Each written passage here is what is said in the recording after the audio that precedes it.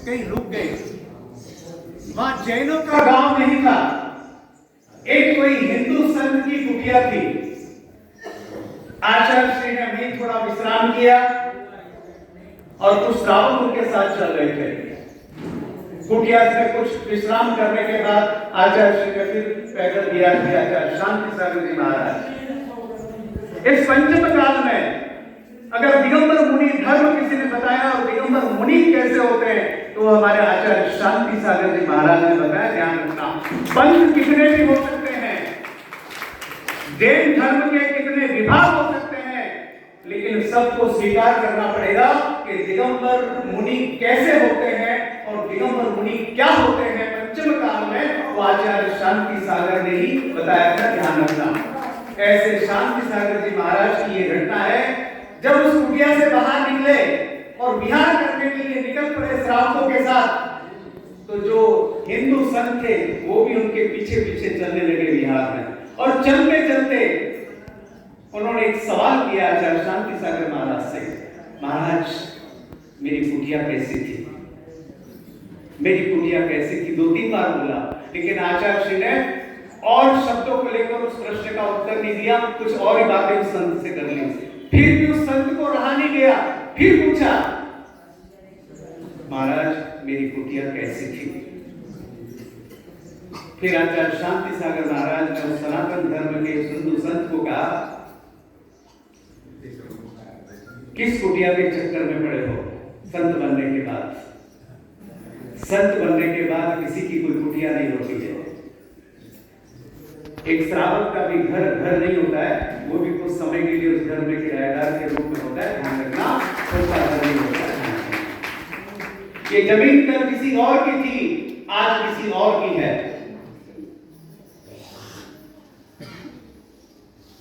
वो संत आचार्य श्री की बात सुनकर दौड़ के अपनी कुटिया में जाता है, कुटिया में आग लगाकर आ जाता है और कुटिया में आग लगाकर वापस आता है और फिर आचार्य श्री शांति सागर महाराज को कहता है, महाराज जी मैंने कुटिया में आग लगा दी।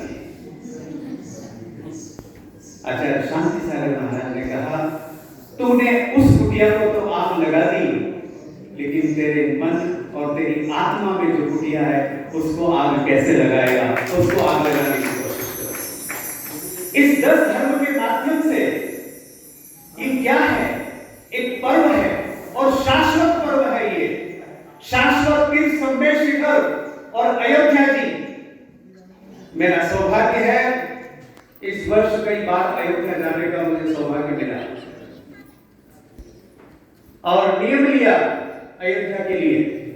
उस अयोध्या की धरती पे कोई भी किसी भी धर्म का काम करूंगा, मंदिर या कैसा भी मंदिर बनाऊंगा, मेरी कोई फीस नहीं होगा।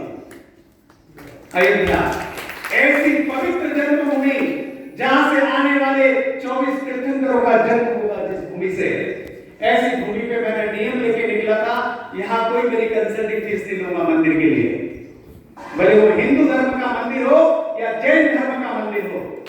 तो आज इस 10 रक्षण पर्व के माध्यम से हमारे जीवन के अंदर ये पर्व शब्द जो है क्या है, पर्व का अर्थ है परिवर्तन। ध्यान रखना, जितने भी पर्व आते हैं वो हमारे जीवन में परिवर्तन को करने के लिए आते हैं। ध्यान रख लेना, अगर पर्व के माध्यम से हमारे जीवन में परिवर्तन नहीं हुआ तो ये पर्व शायद आएंगे और चले जाएंगे और वापस आएंगे और वापस चले जाएंगे। प्रवचन करने के लिए तो 2 घंटे भी मेरे लिए बहुत कम पड़ेंगे, बिना किताब कॉपी के बोल सकता हूं, लेकिन सिर्फ 5 मिनट और बोलूंगा आपके सामने। कुछ बातें मैंने आज आपके लिए लिखी हैं। सफर मेरा था ट्रेन के अंदर, बड़े आराम से बैठा था, मैंने बोला मांगी तुंगी के लिए कुछ लिख के चलूं। देखिए, किसी के पास ताकत बहुत हो सकती है, ताकत का उपयोग भी किया जा सकता है। उसी ताकत को मैंने कुछ 2 लाइनों में लिखा है, ताकत अपने लफ्जों में डालोगे, आवाज में नहीं। ताकत अपने लफ्जों में डालो, आवाज में नहीं, क्योंकि फसल बारिश से उगती है, बाढ़ से नहीं।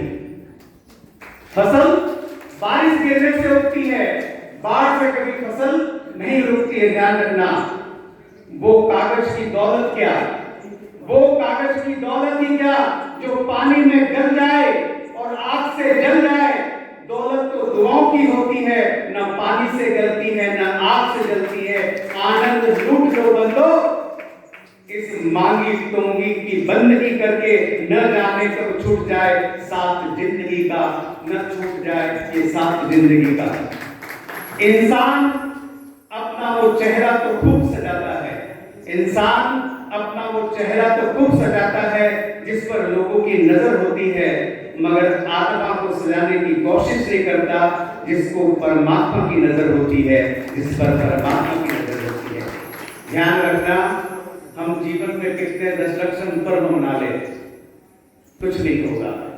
ये दशलक्षण पर्व केवल 10 दिनों के लिए नहीं है, ये 16 कारण भावनाएं केवल 10 दिनों के लिए नहीं है। ये जितने भी पर्व और जितने भी हम ये चीजें मनाते हैं पर्व के रूप में, ये पूरे जीवन भर, पूरे जीवन में अपनाने के लिए है। ध्यान रख लेना, केवल 10 दिन के लिए उत्तम क्षमा को नहीं अपनाना है।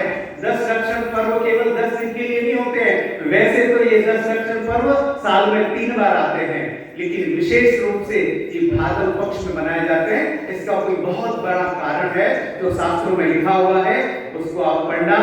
लेकिन कुछ ऐसी बातें जो मैं थोड़ी सी निगाहें पीछे तक मेरी जा रही है।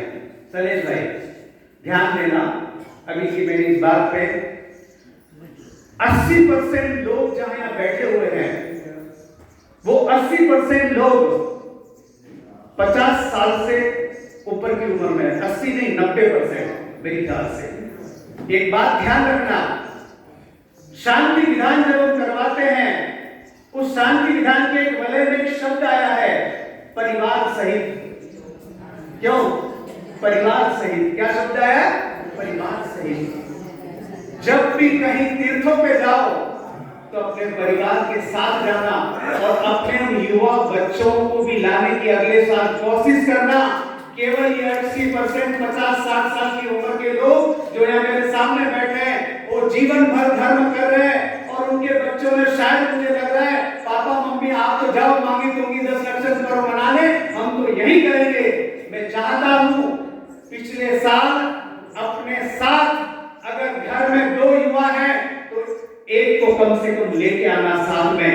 ये संस्कार शायद मुझे लगता है आपको बहुत कुछ दे जाएंगे, नहीं तो वो अपने घर ले जाएंगे और आप मांगी तोंगी रह जाएंगे और उन बच्चों को ये संस्कार नहीं मिलने वाला है कि तुमने 10 दिन जाकर मांगी तोंगी सिद्ध क्षेत्र पर क्या किया। बस वो एक ही लैंग्वेज मांगी तोंगी का मैं कुछ स्पर्श समझा रहा हूं। आज से 42 वर्ष पूर्व में जब मांगी तोंगी की धरती पर आया था कुछ पैसे कमाने के लिए। शहादा के पास शुगर फैक्ट्री है, हमारे पी.के. अन्ना पाटिल उसके शायद वो थे। उस शुगर फैक्ट्री में कॉन्ट्रैक्ट मिला और वहां हर महीने मुझे आना पड़ता था। तो मैंने दिमाग लगाया कि यहाँ से मांगी तोंगी पास में अपना बड़ा तीर्थ है, बस वहां से मैंने मांगी तोंगी आना प्रारंभ किया और हर महीने यहाँ आता गया। महीने में 2 बार भी आता गया।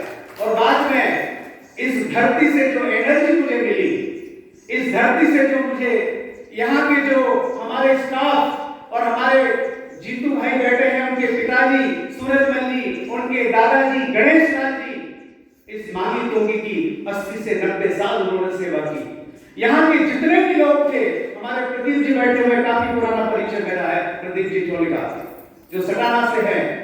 इन लोगों ने मुझे वो वात्सल्य और प्रेम दिया। हमारे साधना दीदी, महावीर पांडे परिवार जब भी यहाँ आता था, मुझे ऐसा नहीं लगा कि मैं कहीं बाहर आया हूँ, मेरा अपना घर मुझे यहाँ महसूस होता था। मैंने मांगी तोंगी को अपना घर समझा और यहाँ के लोगों को मेरा परिवार समझा और ऐसा समझते हुए मैंने 42 वर्ष अपने जीवन के इस मांगी तोंगी क्षेत्र पर आने की कोशिश की। और यहाँ से केवल 2 या 3 दिन जब मैं आता हूँ और इस धरती पर जब मेरे पैर गिरते हैं, यहाँ से ऐसी एनर्जी भरकर ले जाता हूँ कि 362 दिन इस एनर्जी को पूरी दुनिया के अंदर फैलाता हूँ जैन धर्म के माध्यम से। और भगवान की कृपा रही, चिंतामणि पार्श्वनाथ की, प्रबोध सागर जी महाराज जो पूर्व अवस्था में, श्रावण अवस्था में गणेश लाल जी नाम था, उनका भी मुझे बहुत बड़ा आशीर्वाद था इस कार्य के लिए।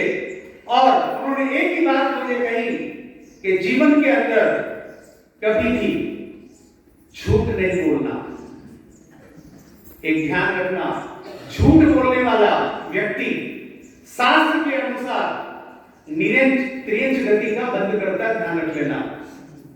जीवन में झूठ कभी मत बोलो।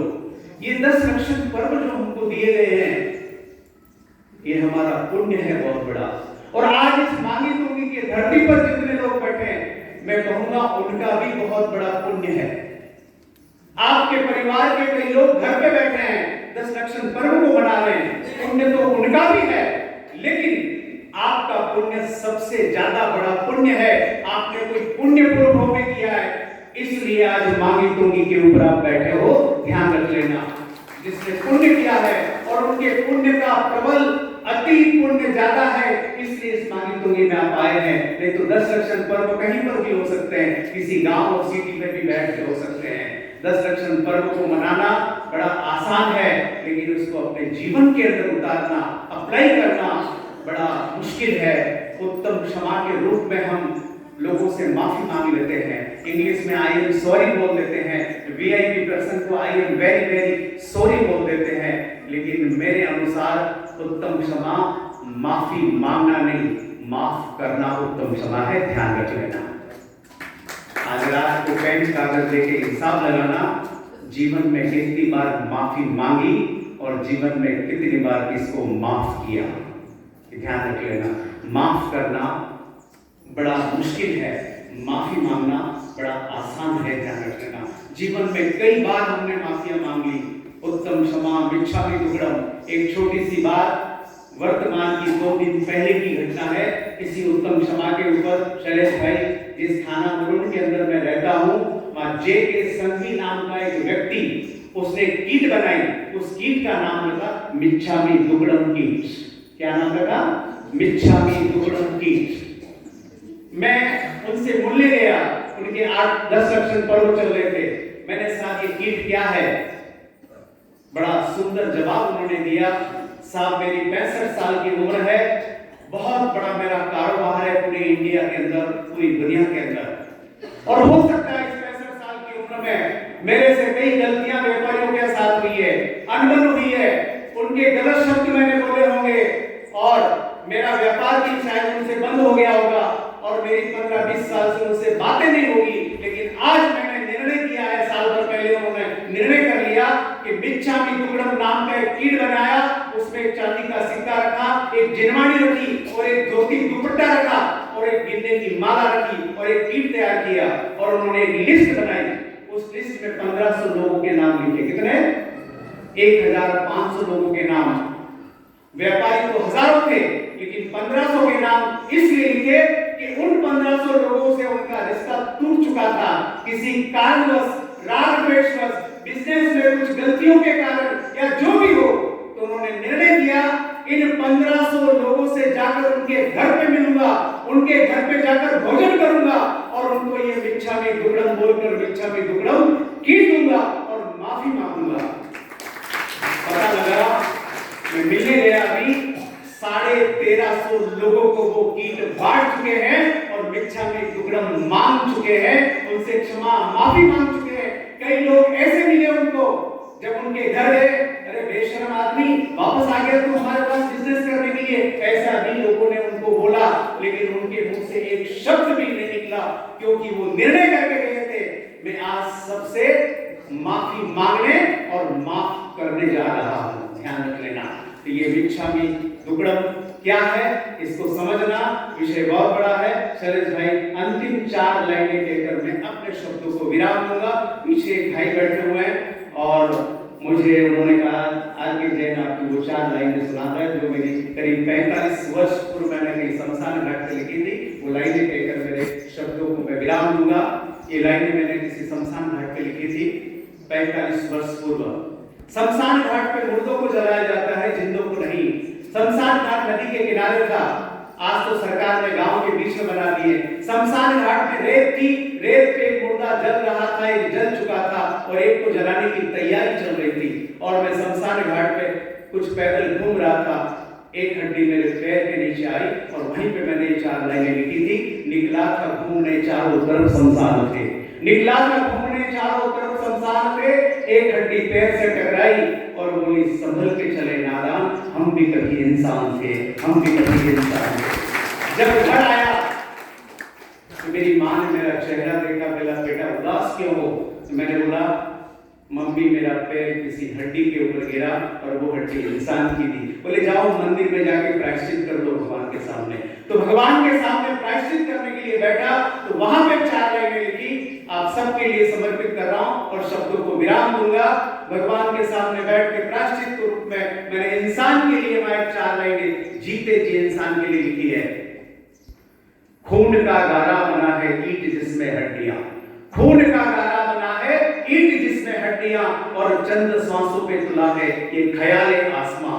मौत की पुरजोर आंधी जब इससे टकराएगी तो ये इमारत खाक में मिल जाएगी, ये इमारत खाक में मिल जाएगी। आप सबके लिए भगवान चिंतामणि काशनाथ भगवान को साक्षी मानकर 2 लाइनें आप सबके लिए। हे भगवान तेरे पास मेरी एक अमानत रखना, भगवान हे भगवान तेरे पास मेरी एक अमानत रखना, मैं इस दुनिया में रहूं या न रहूं, मेरे चाहने वालों को सही सलामत रखना। जय जिनेन्द्र। ओम शांति। उत्तम अकिंचन धर्म की